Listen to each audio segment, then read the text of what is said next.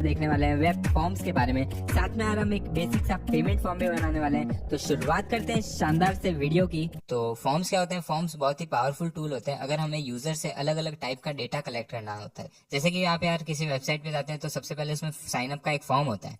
HTML form ही है जिससे हम यूजर से अलग अलग टाइप का डेटा कलेक्ट कर रहे होते हैं।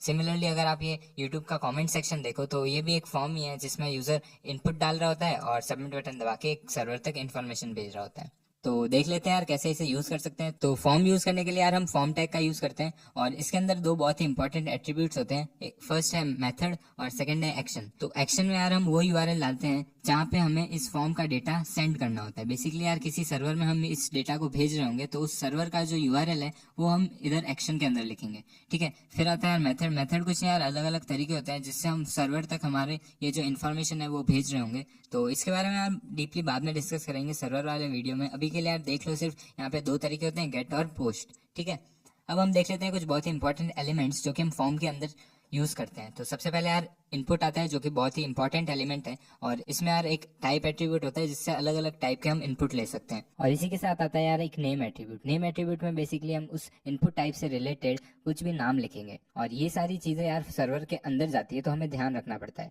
और जैसे एक एग्जांपल के लिए देख लो कि एक रजिस्ट्रेशन फॉर्म अगर हम बनाते हैं तो उसमें फर्स्ट नेम और लास्ट नेम दो फील्ड हो सकते हैं।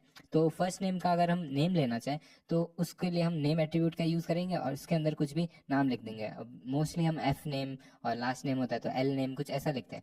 फिर ये जो हमने नेम एट्रीब्यूट के अंदर वैल्यू लिखी है वो वैल्यू हमारे सर्वर के अंदर जाएगी और उसके साथ में अटैच्ड होगा हमारा डेटा। ठीक है, तो नेम से ये पता चलेगा कि यार ये फर्स्ट नेम वाला डेटा है और इसके अंदर जो वैल्यू है वो डेटा होगा जो हमारे फ्रंट एंड से आया है। ठीक है, तो आप समझ चुके होंगे यार कैसे हम सर्वर तक डेटा भेजते हैं। अब यार ये जो नेम के साथ में डेटा जा रहा है वो आता है वैल्यू एट्रीब्यूट के अंदर। अब वैल्यू एट्रीब्यूट क्या होता है? तो बेसिकली हम इस इनपुट एलिमेंट के अंदर एक और एट्रीब्यूट का यूज कर सकते हैं जो कि है वैल्यू। अब वैल्यू कभी कभी हमको खुद से डिफाइन करनी पड़ती है, जैसे हम रेडियो बटन या कोई चेकबॉक्स ले रहे हैं तो उसमें वैल्यू हमको पहले से लिखनी पड़ती है। जबकि हम कोई इनपुट टाइप टेक्स्ट ले रहे हैं तो हम यूजर के एंड से वैल्यू खाली छोड़ देते हैं और यूजर उसमें जो वैल्यू लिखेगा वो वैल्यू वहाँ सर्वर तक चली जाएगी। ठीक है, तो आप समझ गए होंगे कैसे इनपुट में नेम और वैल्यू का यूज किया जाता है। तो अब हम देख लेते हैं यार कुछ अलग अलग इनपुट टाइप्स जो कि बहुत ही इंपॉर्टेंट है। तो सबसे पहले यार अगर हमें टेक्स्ट लेना हो यूजर से तो हम यूज करते हैं इनपुट टाइप टेक्स्ट। ठीक है, इससे यार हम नॉर्मल टेक्स्ट ले रहे होंगे। फिर आता है पासवर्ड। पासवर्ड बेसिकली सेम होता है टेक्स्ट से, बस यहाँ पे इसमें जो कैरेक्टर्स है ना वो छुपे हुए होते हैं, हिडन होते हैं। फिर आता है रेडियो बटन जिसमें हम ऑप्शन दे रहे होते हैं और यूजर कोई एक ऑप्शन को चूज कर सकता है उन सारे ऑप्शन में से। फिर आता है चेकबॉक्स। चेकबॉक्स यार वो होता है जिसके अंदर अलग अलग टाइप के हमारे चेकबॉक्स बने होते हैं और यूजर मल्टीपल टाइप के चेकबॉक्सेस को चेक कर सकता है। फिर आता है फाइल सेलेक्ट जिससे हम यूजर को एक बटन दे देते हैं और यूजर हमारे वेब पेज के अंदर फाइल्स को अपलोड कर सकता है। ठीक है, फिर कुछ यार अलग अलग टाइप के बटन्स होते हैं। तो सबसे पहले यार सबमिट बटन। सबमिट बटन क्या होता है? जब भी हम फॉर्म भर लेते हैं तो एक बटन होता है जहाँ से हम क्लिक करेंगे तो हमारा ये जो फॉर्म भर चुका है वो सर्वर तक इन्फॉर्मेशन पास कर देगा। तो उसके लिए हम इनपुट टाइप सबमिट यूज करते हैं। फिर आता है यार इनपुट टाइप रीसेट। और रीसेट कुछ नहीं यार, जब भी हम फॉर्म भर देते हैं तो कभी कभी ऐसा भी हो जाता है कि ये फॉर्म हमने गलत भर दिया है तो पूरा फॉर्म हम एक एक डिटेल हटाने बैठे, उससे बेहतर होता है कि हम एक इनपुट टाइप रीसेट का एक बटन ही दे दें जिससे यूजर क्लिक करेगा और हमारा पूरा फॉर्म रीसेट हो जाएगा। फिर आता है यार इमेज बटन। तो इमेज बटन सिंपल एकदम इमेज टैग जैसे ही होता है, बस इसके अंदर क्या होता है ना कि इस पे यूजर क्लिक कर सकता है और इन्फॉर्मेशन पास कर सकता है हमारे सर्वर तक। तो ये तो था इनपुट एलिमेंट। अब हम देख लेते हैं यार टेक्स्ट एरिया। टेक्स्ट एरिया यार बहुत ही सिमिलर है इनपुट टाइप टेक्स्ट है, बट यहाँ पे यार हम मल्टीपल रोज और कॉलम्स का डेटा ले सकते हैं यूजर से। तो इसमें यार अगर हम कोई ब्लॉग पोस्ट या फेसबुक की कोई पोस्ट देख रहे हैं तो वो जो बड़ा इनपुट टाइप है ना तो उसमें हम टेक्स्ट एरिया यूज कर रहे होते हैं। नेक्स्ट आता है यार सेलेक्ट बॉक्स और इसमें हम सेलेक्ट टैग का यूज कर रहे होते हैं और इससे हम यूजर को एक ड्रॉप डाउन लिस्ट बना के दे सकते हैं जिसमें अलग अलग ऑप्शन होंगे और यूजर उसमें से कोई सेलेक्ट कर सकता है। जैसे कि मान लो आपको यूजर को सिटीज देनी है अलग अलग और उसमें से यूजर अपनी सिटी को सेलेक्ट करे तो उसके लिए हम यूज करते हैं सेलेक्ट एलिमेंट का। और सेलेक्ट एलिमेंट में यार अलग अलग ऑप्शन के लिए हम ऑप्शन टैग का यूज कर रहे होंगे जिसमें हम जो भी हमारे ऑप्शन है, तो अगर आप मान लो सिटी है तो अलग अलग सिटी को हम एक एक ऑप्शन के अंदर लिख रहे होंगे। ठीक है, तो फॉर्म्स इंप्लीमेंट करने के लिए एक यार बहुत ही अच्छा एग्जांपल है, एक पेमेंट फॉर्म बना के देख लेते हैं हम। पेमेंट फॉर्म हमारा कैसा दिख रहा होगा पहले उसे विजुअलाइज कर देते हैं। तो इसके अंदर यार हम दो तरह की डिटेल्स लेंगे, एक तो यूजर डिटेल्स, दूसरी पेमेंट डिटेल्स। तो यूजर डिटेल्स में यार बेसिकली हम name, gender, address, email, pin code ये सारी चीजें ले रहे होंगे। और पेमेंट इन्फॉर्मेशन में हम card type, card number, expiration date, CVV और फिर एक बटन दे देंगे जिससे हमारा वो फॉर्म सबमिट हो जाए। और उस बटन का नाम दे देंगे पे नाउ। ठीक है, तो सबसे पहले यार हम VS कोड खोल देते हैं और इसके अंदर एक नई फाइल बनाते हैं। तो कमांड एन का यूज़ करूंगा मैं और फिर इस फाइल को सेव कर देते हैं। सेव करके इसका नाम देना पड़ेगा, तो नाम में मैं लिख रहा हूँ payment underscore form dot HTML। ठीक है, और इसे सेव कर देते हैं। फिर हमारा यार यहाँ पे फाइल खुल चुका है। अब इसके अंदर एक डॉक्यूमेंट स्ट्रक्चर बनाएंगे, तो HTML5 का यूज़ करते हैं और एक डॉक्यूमेंट स्ट्रक्चर हमारा बन गया है। ठीक है, यहाँ पे टाइटल में आप देख सकते हो डॉक्यूमेंट लिखा रहा है, तो इसे भी चेंज कर देते हैं और लिख देते हैं पेमेंट फॉर्म और सेव करते हैं। ठीक है, आगे फिर हमारा बॉडी आता है, तो बॉडी के अंदर हम क्या लिखने वाले हैं, सबसे पहले हमको फॉर्म बनाना है, तो हम फॉर्म टैग को ओपन करेंगे। तो उसके लिए यार मैं फॉर्म लिख रहा हूँ। अब इसमें आप देख सकते हो यार एक्शन लिखा आ रहा है बाय डिफॉल्ट। एक्शन के अंदर हम क्या वैल्यू देते हैं, हम यार सर्वर की लोकेशन देते हैं। हाल फिलहाल हमारे पास सर्वर नहीं है, तो हमारे पास कोई लोकेशन देने के लिए भी नहीं है, तो इसे हम ब्लैंक छोड़ देंगे। मेथड में अभी हम यार एक मेथड ही लिखते हैं, तो वो भी लिखने की अभी ज़रूरत नहीं है। आगे बढ़ते हैं और इसके अंदर मैं एक हेडिंग दे देता हूँ, जो कि हम इसमें करने वाले हैं। तो पेमेंट फॉर्म बना रहे हैं, तो पेमेंट फॉर्म की हेडिंग दे देते हैं। ठीक है, पेमेंट फॉर्म लिखा और इसे सेव करते हैं। ठीक है, अब एक और हेडिंग दे देंगे यार, उसके लिए मैं H2 का यूज़ करने वाला हूँ और इसके अंदर एक हेडिंग देंगे कॉन्टैक्ट इन्फॉर्मेशन, क्योंकि हम आने वाले सेक्शन में कॉन्टैक्ट इन्फॉर्मेशन लेंगे, है ना। तो H2 का यूज़ कर लिया और इसे सेव कर लेते हैं। एक बार इसका हम आउटपुट देखते हैं, तो उसके लिए यहाँ पे गो लाइव का बटन है, इस पर क्लिक करेंगे। ठीक है, और जैसे ही मैंने क्लिक किया आप देख सकते हो ब्राउज़र हमारा खुल गया है। यहाँ पे हेडिंग आ गई है H1 H2 और यहाँ पे हमारा टाइटल है ना। अब बार बार इसे खोल के नहीं देखते हैं, हम पहले पूरा कोड कर लेते हैं फिर देखेंगे। तो सबसे पहले यार हम इसके अंदर क्या लिखने वाले हैं, कॉन्टैक्ट इन्फॉर्मेशन में नेम, है ना। तो नेम के लिए यार हमको खाली एक टेक्स्ट डिस्प्ले करवाना है, तो वो टेक्स्ट डिस्प्ले करवाने के लिए हम कौन सा टैग यूज़ करते हैं, पी टैग, है ना। तो पी टैग यूज़ करके इसको लिख देंगे नेम। अब यार आप चाहो तो डिव स्पैन या कोई और टैग भी यूज़ कर सकते हो, मैं यहाँ पे पी यूज़ कर रहा हूँ ऐसे ही, है ना, कोई प्रेफरेंस नहीं है मेरी। ठीक है, अब इसके अंदर यार नेम हमारा डिस्प्ले हो जाएगा। इसके साथ में हमको क्या डिस्प्ले करवाना है, हमको यार इनपुट टाइप टेक्स्ट डिस्प्ले करवाना है। क्यों, क्योंकि यार हमको यूज़र से टेक्स्ट का इनपुट लेना है ना। तो यहाँ पे मैं इनपुट एलिमेंट यूज़ करूँगा और फिर टाइप टेक्स्ट आ गया है ना। ये बाय डिफ़ॉल्ट VS कोड ने दिया है, हमको कुछ नहीं करना पड़ता। ठीक है, इसे सेव करो और जाओ ब्राउज़र के अंदर, तो यहाँ पे आप देख सकते हो यार नेम और आगे हमारा एलिमेंट भी आ गया है ना। ठीक है, अब इसके अंदर आप कुछ भी टेक्स्ट लिख सकते हो और फिर से हमारे VS कोड के अंदर आ जाते हैं। ठीक है, अब इसके अंदर हमारा नेम आ गया है। तो अब जब भी आप इनपुट टैग यूज़ करते हो, तो आप क्या चाहते हो, आप फॉर्म यूज़ करोगे और यूज़र हमारा सबमिट बटन दबाएगा, फिर हमारे सर्वर में डिटेल्स आ जाएगी जो कि हमारे डेटाबेस में जाएगी। यही होता है एक टिपिकल वेबसाइट में। तो जब भी यार हम फॉर्म टैग में यूज़ करते हैं इनपुट, तो उसके अंदर हमें एक नेम नाम का एट्रीब्यूट यूज़ करना बहुत ही ज़रूरी होता है। क्योंकि जो भी आप इनपुट यूज़ कर रहे हो ना, इनपुट एलिमेंट, वो जब भी ब्राउज़र से सर्वर के अंदर जाएगा, तो ये नेम वाला एट्रीब्यूट है वो होगा तो ही जाएगा। तो इसके अंदर हमको लिखना क्या पड़ता है, इसके अंदर हमको इस इनपुट टैग का एक नाम देना है। ठीक है, तो मैंने यार क्योंकि इसमें हम नेम ले रहे हैं, तो नेम एज इन वैल्यू दे दिया है। अब ये जो वैल्यू है वो हमारे सर्वर के अंदर जाएगी और इसके साथ में ये जो टेक्स्ट के अंदर हम लिखेंगे ना, यहाँ पे जो भी, मान लो मैंने यश लिखा या हमने अमन लिखा, तो ये जो वैल्यू है वो हमारे सर्वर के अंदर जाएगी एज इट इज़, जैसे यूज़र सबमिट करेगा। ठीक है, तो एक तो ये और एक ये। तो सर्वर के अंदर हमें देखना हो कि नेम कैसे आ रहा है, तो यहाँ पे हमको नेम को ढूंढना पड़ेगा। ठीक है, आप समझ गए होंगे मैं क्या आपको बता रहा था। ठीक है, अब यहाँ पे हमने देखा इनपुट एलिमेंट नेम, फिर हमको यार जेंडर लेना है। तो जेंडर के लिए यार सबसे पहले हम पी टैग का यूज़ करते हैं और पी टैग के अंदर हम लिखेंगे मेल और इसके अंदर हम इनपुट कौन सा यूज़ करने वाले हैं, इनपुट टाइप रेडियो। क्यों, क्योंकि यार हमको दो में से कोई एक चॉइस देनी है, या तो वो मेल को टिक करेगा यूज़र या फिर फीमेल को टिक करेगा। तो उसके लिए यार सबसे पहले मैं इनपुट टाइप रेडियो यूज़ करता हूँ। तो इनपुट यूज़ करेंगे, कॉलन लगाएंगे, रेडियो लिखेंगे, तो हमारा यहाँ पे VS कोड हमें रिकमेंडेशन दे देगा। एंटर दबाते हैं और यहाँ पे यार पूरा एलिमेंट आ गया है। अब इसमें नेम में हमको क्या देना है, नेम में यार देखो जब भी आप नेम देते हो ना, तो एक और चीज़ ध्यान रखने वाली है, नेम हमेशा यूनिक होगा। तो इनपुट टाइप नेम है ना, यहाँ पे आपने कोई नेम लिख दिया तो उसको आप यहाँ पे नहीं लिख सकते, कॉन्फ्लिक्ट हो जाएगा वरना, है ना। तो मैं यहाँ पे क्या लिखूंगा, जेंडर, क्योंकि हम जेंडर ले रहे हैं। अब एक और चीज़, जैसे आप यार इनपुट टाइप यूज़ कर रहे हो, तो इनपुट टाइप में क्या होता है, रेडियो में इनपुट टाइप रेडियो यूज़ कर रहे हो, तो उसके अंदर क्या होता है ना, उसके अंदर 5 चॉइसेस होगी और यूज़र कोई एक को सेलेक्ट कर सकता है ना। तो अगर आप रेडियो यूज़ कर रहे हो, तो उसमें आप जितने भी आप एक ग्रुप में यूज़ कर रहे हो ना, उन सब का नाम एक ही रखोगे, समझ गए। एक बार आपको बता देता हूँ कैसे। तो जैसे यार मेल के साथ में मेरे को फीमेल दिखाना है, दोनों में से कोई एक चॉइस देनी है ना। तो मैंने यार इसको कॉपी पेस्ट कर लिया। अब आप देख सकते हो यार इसका और इसका नेम सेम है। क्यों, क्योंकि यार इसे सेव कर लेता हूँ ताकि आपको समझ में आ जाए, और इसे चेंज भी कर देता हूँ फीमेल में। ठीक है, तो आप देख सकते हो यार यहाँ पे हमारा दोनों में से एक आ रहा है। अब अगर मैं इसका यार नाम चेंज कर देता, मतलब इसे जेंडर से कुछ और लिख देता, जैसे मैंने नेम लिख दिया, तो आप देख सकते हो यार अब इसे भी सेलेक्ट कर सकता हूँ, इसे भी सेलेक्ट कर सकता हूँ। क्यों? क्योंकि यार उनका नाम सेम नहीं है। अब ब्राउज़र को ये लग रहा है कि ये अलग है और ये अलग है, तो क्योंकि यार ये सेम ही चीज़ है तो इसका नाम भी हमें सेम ही रखना पड़ेगा। ठीक है, और ये कंपलसरी है वरना रेडियो बटन्स नहीं चलते। ठीक है, आईडी में हम क्या लिख देंगे? आईडी में भी यार मैं सेम ही लिख देता हूँ, वैसे तो आईडी यूनिक होती है बट कोई बात नहीं, आप सेम भी लिख सकते हो। वैसे हम नेम मेल फीमेल भी लिख सकते हैं। ठीक है, तो यहाँ पे आईडी में मैं मेल और फीमेल लिख देता हूँ। फिर यार इस चीज़ को ग्रुप कर देते हैं, मतलब मेल फीमेल यार पूरा एक साथ आ जाए, तो उसके लिए हम क्या यूज़ कर सकते हैं? हमने देखा था यार फील्ड सेट नाम का एक टैग होता है, तो उसे यूज़ करते हैं। तो फील्ड सेट लिखते हैं और इसे रैप कर देते हैं, है ना। तो इसे यहाँ से कट करो और नीचे यहाँ पे पेस्ट कर दो।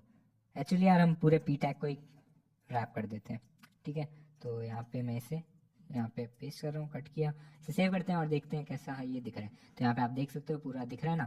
अब इसके अंदर यार एक और टैग है लीजेंड, उससे क्या होगा? उससे बेसिकली यार ये जो ग्रुप किया था उसका भी एक नेम आ जाएगा। तो क्योंकि हम जेंडर यूज़ कर रहे हैं तो इसे हम जेंडर नाम दे देंगे और GENDR सेव किया। आप देख सकते हैं यहाँ पे हमारा जेंडर आ गया। ठीक है, मेल फीमेल और यहाँ पे सब कुछ चल रहा है। आगे बढ़ते हैं, और इसके बाद में जेंडर हमने दे दिया, नेम दे दिया, तो नेक्स्ट हम लेंगे एड्रेस यूज़र का, है ना। तो उसके लिए यार फिर से मैं पी टैग खोल देता हूँ और पी टैग के अंदर हम लिखेंगे ADDRESS। और फिर इसके अंदर हम कौन सा टैग यूज़ कर सकते हैं? तो जब भी हम एड्रेस लेते हैं यार, एड्रेस मल्टीपल लाइंस का भी हो सकता है ना। तो उसके लिए यार टेक्स्ट एरिया काफ़ी बढ़िया रहेगा, क्योंकि यार उसमें आप मल्टीपल लाइंस लिख सकते हो, है ना। फिर से टेक्स्ट एरिया का नाम पूछा है तो मैं ADDRESS लिख देता हूँ। आईडी में भी हम सेम चीज़ ADDRESS लिख देते हैं, है ना। सेव करते हैं, और यहाँ पे कॉलम पूछ रहा है तो कॉलम में क्या होता है बेसिकली यार, ये जो चीज़ है ना लंबाई इसकी, तो वो कॉलम होती है। तो यहाँ पे मैं 100 कर देता हूँ, सेव करते हैं। तो ये काफ़ी लंबा दिख रहा है, और यहाँ पे ये जो रोज़ है वो मैं इसे 5 कर देता हूँ, या फिर 7 कर देते हैं, 8। ओके, तो सेव करते हैं और ये काफ़ी ठीक ठाक दिख रहा है ना। अब यार आप सोच रहे होंगे इसमें कोई स्टाइलिंग नहीं है, वो सब नहीं है, तो वो चीज़ सारी हम CSS में कवर करेंगे, जिससे यार ये यहाँ पे आ जाएगा, ये छोटा बड़ा अपने आप होने लग जाएगा, बाकी सारी चीज़ें भी ऑटोमेटिकली होने लग जाएगी जब हम CSS का यूज़ करेंगे। ठीक है, तो अभी के लिए यार उस चीज़ को इग्नोर करिए।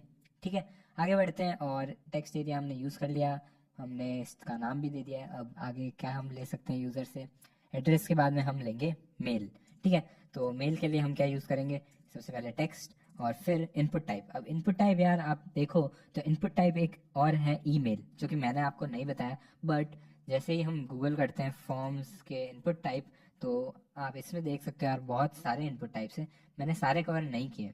तो जैसे ही मैं इसमें खोलूँगा तो आप देख सकते हो यार HTML फॉर्म्स हैं, और इसमें इनपुट टाइप्स आप देखो तो यहाँ पे ये इतने सारे इनपुट टाइप्स हैं, जिसमें URL है, ईमेल भी होगा इसके अंदर कहीं, मैंने देखा था, हाँ ये रहा। ठीक है, तो अगर हम इसका यूज़ करें तो इसमें क्या स्पेशल है, तो यहाँ पे हम इसका यूज़ करके एक बार देख लेते हैं। इसे मैं बंद करता हूँ और जाते हैं हमारे पास VS कोड के अंदर, और इसमें हम इनपुट टाइप ईमेल का यूज़ करते हैं। ठीक है, और फिर इसको नेम में क्या लेंगे? नेम में ईमेल, और आईडी में भी मैं ईमेल ले लेता हूँ। ठीक है, अब बेसिकली यार इसमें होता क्या है, इसमें बेसिकली सबसे पहले तो ये चीज़ आ जाती है ऊपर, है ना। और दूसरा, हम जब भी ईमेल लिखते हैं ना तो वो ऑटोमेटिकली बता देता है क्या ये ईमेल सही है या गलत है। बेसिकली आपने @.com ये सब चीज़ें यूज़ करी है या नहीं करी है, तो वो जब हम इनपुट टाइप ईमेल लिखते हैं ना तो ऑटोमेटिकली हो जाता है। ठीक है, आगे बढ़ते हैं, और नेक्स्ट हम क्या लेने वाले हैं? नेक्स्ट हम यूज़र से पिन कोड लेने वाले हैं उसके एरिया का। ठीक है, तो पिन कोड लिखता हूँ, और फिर हम कौन सा इनपुट टाइप यूज़ करने वाले हैं? तो इनपुट टाइप जैसे हम पिन कोड ले रहे हैं तो हम नंबर का यूज़ कर सकते हैं, क्योंकि पिन कोड हमेशा यार नंबर में ही होता है ना। तो मैं इसमें इनपुट कॉलन नंबर लिखूंगा, और फिर इसे सेव करते हैं। यहाँ पे यार नेम में हमें एक नेम देना पड़ेगा, तो पिन कोड, और आईडी में यार पिन कोड लिख देते हैं, सेव करते हैं, और अब हम देखते हैं यहाँ पे पिन कोड भी आ गया है।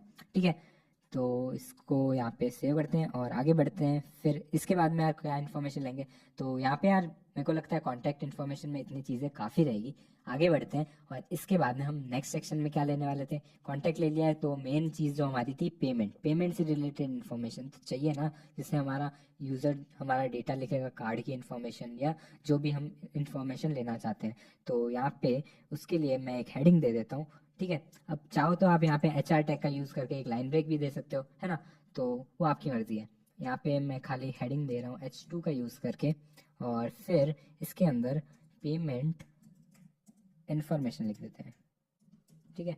सेव करते हैं और इसके बाद में यहाँ पे हमको पेमेंट इन्फॉर्मेशन में क्या लेना है, तो सबसे पहली चीज़ हम यार कार्ड टाइप ले लेते हैं, ठीक है। तो यूज़र का कार्ड कौन सा है वो इसमें वो यूज़र डाल देगा, ठीक है। तो यहाँ पे मैं इसके अंदर एक सेलेक्ट टैग का यूज़ करते हैं, क्योंकि यूज़र यार मल्टीपल कार्ड होते हैं कार्ड टाइप्स के अंदर, जैसे RuPay, visa card, master card, तो उसमें से कोई एक सेलेक्ट करेगा, है ना। तो जब भी यार हम मल्टीपल चीज़ों में से कोई एक सेलेक्ट करवाना चाहते हैं तो हम एक लिस्ट दिखा सकते हैं ड्रॉप डाउन, और उसी के लिए यार हम सेलेक्ट नाम का एक टैग यूज़ करते हैं, है ना। तो उसमें भी यार एक नेम आएगा, है ना। तो नेम में मैं क्या लिखने वाला हूँ, क्योंकि हम कार्ड यूज़ कर रहे हैं तो कार्ड अंडरस्कोर टाइप, है ना। और आईडी में मैं क्या लिख सकता हूँ, आईडी में भी सेम चीज़ यार, है ना। तो कार्ड अंडरस्कोर टाइप, और फिर यार सेलेक्ट टैग के अंदर हमको एक और टैग का यूज़ करना पड़ता है जो कि हर अलग अलग ऑप्शन के लिए यूज़ किया जाता है। तो नाम से यहाँ पे सिंपल है, ऑप्शन ही इसका नाम है टैग का, और इसमें भी यार एक चीज़ है वैल्यू, जो कि डिफाइन करनी बहुत ही ज़रूरी है। अब इसके अंदर मैं सबसे पहले वाले ऑप्शन का वैल्यू एम्प्टी रख रहा हूँ, क्यों अभी आपको पता चल जाएगा। पहले इसके अंदर की वैल्यू लिख देता हूँ जिससे क्लियर हो जाए कि मैं क्या करना चाहता हूँ, है ना। तो यहाँ पे मैंने सेव किया इसे। अब आप देख सकते हैं यार मैंने क्या लिखा है यहाँ पे, सेलेक्ट अ कार्ड टाइप, है ना। अब इससे क्या होगा, इससे जब भी यूज़र हमारे वेब पेज पे पहली बार आया है तो उसे यहाँ पे ड्रॉप डाउन में दिखेगा सेलेक्ट अ कार्ड टाइप। अब अगर मैं इसे वैल्यू में एम्प्टी नहीं छोड़ता और कुछ लिख देता तो क्या होता, तो जैसे ही यूज़र सबमिट करता तो ये वैल्यू हमारे सर्वर में चली जाती बिना उसके कार्ड टाइप को सेलेक्ट किए। तो इसलिए इसे हमको एम्प्टी छोड़ना होगा और हमारा ये जो फर्स्ट है वो ऑप्शन हमेशा यूज़र को दिखेगा, ठीक है। फिर जाते हैं हमारे नेक्स्ट ऑप्शन की तरफ। फिर नेक्स्ट हम यार दूसरे ऑप्शंस लिख देते हैं, तो उसके लिए यार ऑप्शन टैग खोलते हैं और सबसे पहले हम लिखते हैं वीज़ा, है ना। यहाँ पे आप जो भी वैल्यू लिख रहे हो ये सर्वर में जाएगी और यहाँ पे जो लिख रहे हो वो हमारे ब्राउजर में डिस्प्ले करेगी। तो वीज़ा लिखा सबसे पहला ऑप्शन, फिर नेक्स्ट ऑप्शन में मैं देने वाला हूँ मास्टर कार्ड, और उसके नेक्स्ट में हम रुपए दे सकते हैं, ठीक है। अब ये वैल्यूज़ यार रैंडमली आप कुछ भी लिख सकते हो, मैं नॉर्मली यार रुपए और ये सब यूज़ करता हूँ तो मेरे को ये याद है ना। तो यहाँ पे मैंने लिखा मास्टर कार्ड, वीज़ा, रुपए, और फिर इसको सेव करते हैं और जाते हैं हमारे ब्राउज़र में, देखते हैं कैसा ये दिख रहा है। तो मैंने जैसे कहा था आपको, सबसे पहले जब भी वेब पेज पे हमारा यूज़र आएगा तो उसको यहाँ पे एक ऑप्शन दिख जाएगा जो कि खाली है, सबमिट बटन होता तो ये सबमिट नहीं हो पाता, है ना। जैसे ही यूज़र यहाँ पे क्लिक करेगा तो उसे एक ड्रॉप डाउन लिस्ट दिख रही है जिसके अंदर सबसे पहला ऑप्शन वीज़ा है। अब आप देख सकते हो यार ये सारी चीज़ें हमने यहाँ लिखी थी, वही है ना, एग्जैक्टली, ठीक है। और ये जब भी यूज़र सबमिट करेगा तो ये वाली चीज़ हमारे सर्वर में जा रही होगी, ठीक है, आप समझ गए। फिर नेक्स्ट हम क्या ले सकते हैं यूज़र से, नेक्स्ट यार कार्ड टाइप लिया है तो नंबर भी लेना पड़ेगा, है ना। तो नंबर कार्ड का लेंगे हम, सबसे पहले लिखते हैं कार्ड नंबर, और फिर इसके अंदर हम एक इनपुट टाइप यूज़ करेंगे, कौन सा यूज़ करेंगे, है ना। अब इसमें यार क्योंकि हम पूरा नंबर में ही होता है, कार्ड नंबर है ऑब्वियसली, तो नाम से पता चल रहा है इनपुट टाइप भी नंबर ही लेना होगा, है ना। नाम में मैं इसमें क्या लिखूंगा, नेम कार्ड नंबर ही लिख देते हैं, है ना। और फिर इसके अंदर हम आईडी में क्या लिखेंगे, आईडी में भी यार कार्ड नंबर ही ले देते हैं, है ना। सेव करते हैं और देखते हैं ब्राउज़र में आउटपुट, तो यहाँ पे यार कार्ड नंबर आ गया है ना। फिर आगे जाते हैं और नेक्स्ट हम क्या ले सकते हैं, नेक्स्ट हम इसके अंदर कार्ड का एक्सपायरेशन डेट भी लेना ज़रूरी होता है तो वो ले लेते हैं, ठीक है। अब पी टैग का यूज़ करूँगा और कार्ड का एक्सपायरेशन में डेट है। अब ये चीज़ ध्यान रखना, एक्सपायरेशन में डेट है तो हम इनपुट टाइप डेट का यूज़ कर सकते हैं, है ना।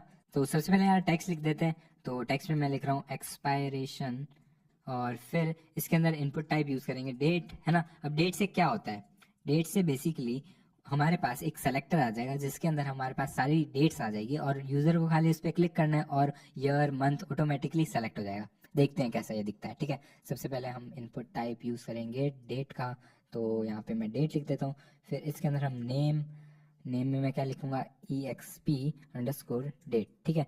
फिर जाते हैं आगे और इसके अंदर हम आईडी भी दे सकते हैं, तो आईडी में मैं लिख देता हूँ exp_date, ठीक है। और फिर से सेव करते हैं, जाते हैं ब्राउज़र में, तो यहाँ पे आप देख सकते हो नीचे हमारा ये एक्सपायरेशन डेट आ गया है। अब यहाँ पे आप देखो तो पूरा एक सेलेक्टर है, ईयर, मंथ और यहाँ पे टुडे तक का ऑप्शन है, जिससे आज की डेट आ जाएगी, है ना। तो इसको यूज़ कर सकते हैं हम डेट देने के लिए, ठीक है। अब जब भी सर्वर में जाएगा तो सबसे पहले हमारा नेम एज एन नेम जाएगा, और वैल्यू वैल्यू जो भी आप यहाँ पे सेलेक्ट करोगे, जैसे ये वैल्यू है, ठीक है। आगे बढ़ते हैं और नेक्स्ट हम क्या लेने वाले हैं। नेक्स्ट हम यार एक कार्ड के अंदर सबसे ज़रूरी डिटेल होती है CVV, उसको लेंगे, ठीक है। तो P टैग का यूज़ करता हूँ और लिखता हूँ CVV, और इसके अंदर हम इनपुट कौन सा यूज़ करने वाले हैं, इनपुट टाइप यार CVV, क्योंकि हिडन चीज़ होती है, एक पासवर्ड की तरह होती है, तो उसके लिए हम इनपुट टाइप पासवर्ड का यूज़ कर लेते हैं, है ना। अब पासवर्ड क्यों यूज़ कर रहे हैं, क्योंकि हमें हिडन कैरेक्टर्स दिखाना है, हम यार किसी को दिखा नहीं सकते हैं जो भी CVV लिख रहा है ना वो चीज़, ठीक है। तो यहाँ पे मैंने हिडन के लिए इनपुट टाइप पासवर्ड यूज़ किया है, और नेम में मैं लिखने वाला हूँ CVV, और आईडी में भी हम लिख देते हैं CVV। सेव करते हैं और यहाँ पे आप देख सकते हो यार, यहाँ पे इनपुट टाइप आ गया है, और इसमें जो भी यूज़र लिखेगा वो एज इन हिडन आएगा, ठीक है। और फिर ये हमारा यहाँ पे पेमेंट फॉर्म एंड हो चुका है, तो हम लास्ट चीज़ क्या यूज़ करेंगे, एक बटन देंगे जिससे यूज़र सबमिट कर सके इन सारी चीज़ों को। तो बटन के लिए यार हम क्या यूज़ करेंगे, हम यूज़ करेंगे input type submit. Input type submit से हमारा फॉर्म सबमिट हो जाता है, और इसमें वैल्यू क्या देनी होती है, इसमें बेसिकली यार ये एंड वाला टैग नहीं है, तो उसके लिए जो भी आप वैल्यू में लिखोगे वही हमारे सर्वर के अंदर जाएगा। तो वैल्यू में मैं लिख दे रहा हूँ सबमिट, क्योंकि हमें सबमिट दिखाना है ना।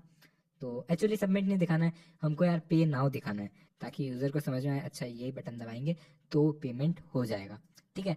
सेव करते हैं और यहाँ पे आप देख सकते हो पे नाउ का बटन भी आ गया है, और ये हमारा पूरा फॉर्म तैयार है ना। अब इसमें यार कुछ चीज़ें और हैं जो मैं आपको बता देता हूँ, है ना। सबसे पहली चीज़ यार, अब जैसे ही आप इस पर क्लिक कर रहे हो ना, तो यहाँ पे आप देख सकते हो फॉर्म का जो डेटा है यहाँ पे आ रहा है। आप सोच रहे हो यार मतलब ऐसे ही कोई खाली फॉर्म थोड़ी सबमिट कर सकता है, नेम लिखना भी तो ज़रूरी है। तो उसके लिए हमें यहाँ पे रिक्वायर्ड नाम का एट्रीब्यूट यूज़ करना पड़ेगा, ठीक है।